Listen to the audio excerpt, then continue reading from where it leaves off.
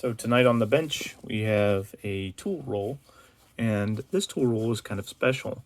Inside of it is contained the tools that are typical of somebody who tunes pianos. Now, I am by no means an expert in tuning pianos, however, I can repair many problems with them. But I'm not going to go over everything in this kit. I am going to go over this particular tool. This is called a tuning lever.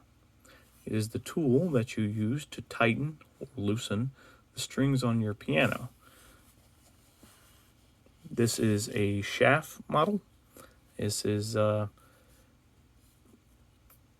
cannot remember how much this particular one costs, but it can get kind of expensive, upwards of $200 for a little tool like this.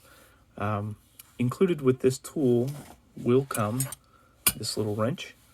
If you notice, it has a square ends on both sides, and what that is for is that on mine, the head can be changed out by inserting this and loosening it. It is very, very, very tight. I am not going to loosen it here. You'll notice that mine has a slight tilt to it, a slight angle. I think that's about 5 degrees, and that is because I do not like a 90-degree tuning lever. So